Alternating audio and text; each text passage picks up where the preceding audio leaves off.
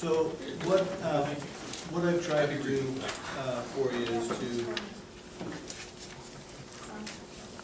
to provide a brief consolidation going into our budget and finance subcommittee meeting on the 10th to give you an idea of what the budget looks like at this point, what kinds of things have been included, and what things are, if you will, still somewhat in flux.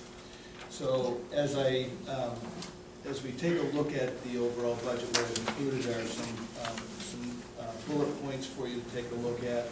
There is a summary by cost center, and then there's a summary by object, which I'll walk through as we go through this process. As you heard through the course of the several cost center budget presentations, you heard a fair amount about curriculum implementation and follow-up to that going into the 2012-13 school year. There is actually a fairly significant reduction in curriculum implementation money across the board, largely due to the major infusion last year into language arts, math, and social studies. There is some money at the elementary level this year in Joel and Pearson to move forward with the guidance curriculum, and then the monies that are included in Elliott and Morgan are really to finish most of the work that was done in math and social studies. The following year, 13-14, we may see some additional monies for social studies, but most of the curriculum implementation for the three major areas that we've been working on the last couple of years will be completed with this year's budget. That basically represents about $36,000 across the board in curriculum implementation, and again, that's down from about $83,000 last year. In addition, we saw both in the budget presentation and then prior to the budget presentation some information about the middle school after-school enrichment program. We have included $16,000, just under $16,000, focused on bringing those programs back to a fuller state, a more complete state that would include both ends of the spectrum, both support as well as some enrichment. Again, about $16,000. You also heard us talk about the need for us to make a decision relative to our Chinese program, and the recommendation going forward and what is included in this budget is approximately $30,000 plus benefits for a 0.6 FTE Chinese teacher. As we discussed in the budget meetings, that for the previous 4 years, we've been able to take advantage of either grant programs or some other outside program to help support the burgeoning Chinese program. And as indicated, it is growing. We are seeing it take seed, if you will, but all of those programs that we have leveraged up to this point are either not available to us at this point because we actually, the Teachers of Critical Language program, we actually got 2 years out of that program, and typically they only award that for 1 year. And the current program through College Board is changing their criteria and in terms of the cost sharing for that. So in the end, it would cost us the equivalent of a full-time teacher to be able to use their program or access their folks. The reality is we think a 0.6 FTE is what we need.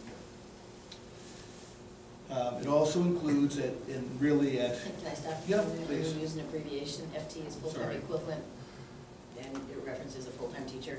So 0.6 is 0.6 of a person, time-wise, not person-wise.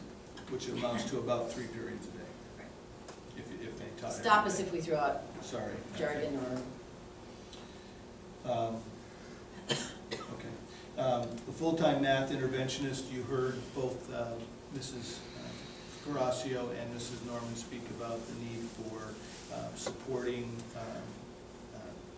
our math students who are struggling, as well as to work with teachers with new strategies and technique with the new math program.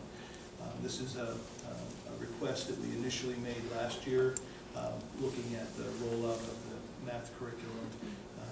We're kind of come back to the table with it, and again, you heard both elementary school administrators indicate the need. We are looking at doing one position K through 5 as opposed to some other configuration. And ultimately, we would be reallocating existing resources, i.e. given the enrollment at Joel and looking at our numbers, we can collapse one class and reorganize or reallocate that teaching position to a math intervention position. So it's technically not an additional cost, but it is still a commitment that we're making to providing support. So there's no cost? Well, it's no new cost. It's not like an additional. It's not an additional $50,000 that we would be allocating for a new teacher plus benefits. It's a teacher we already have. We're going to reallocate. Well, we still have. This be in the budget. Well, we still have to account for that person. So which has already been accounted. It's well, as we go forward into the 12-13 budget, that personnel item still exists. Okay. We're changing the role of that position. Job description. Correct. But I want you to be clear that that's what we're doing. It's not adding additional personnel, but it does also mean we're changing some configuration at the elementary school.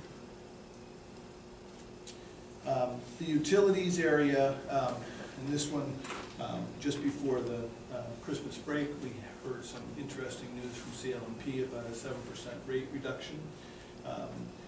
And we're in the process of trying to make sure how that's going to impact us, or whether that will in fact impact us in a positive way. Currently, the budget includes the rate configuration based on our fixed contract that we went into with the town, that ultimately concludes at the end of January. So we'll be able to leverage, we hope, some of the 7% toward the new budget. So currently in this budget, we had initially anticipated an increase based on projections from the utilities, but we may be able to reduce that by some amount, and I don't know that number at this point. So currently there's about a $56,000 increase in the budget based on preliminary information from the utilities and trending information.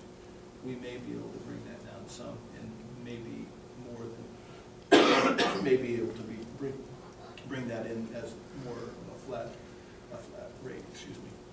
Jack, can we just back up one, back to the math? Yeah. Are the numbers at Joel, the student population reduced that you can eliminate a teacher position? Is that how you're doing this? Yes. Okay.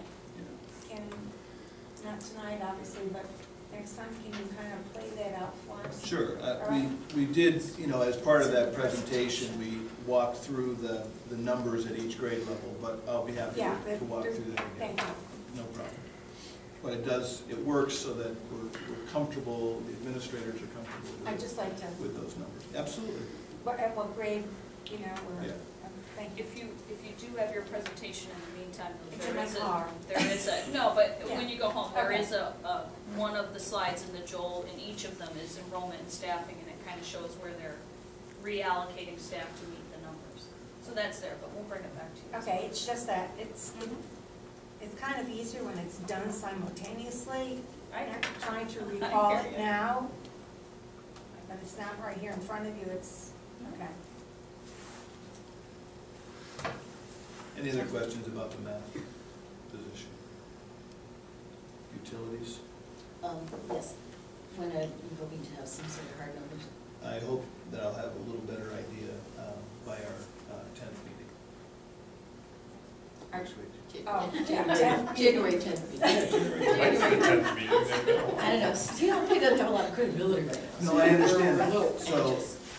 the key issue is being able to confirm the end of the current contract, the dates of the current contract, and when we can.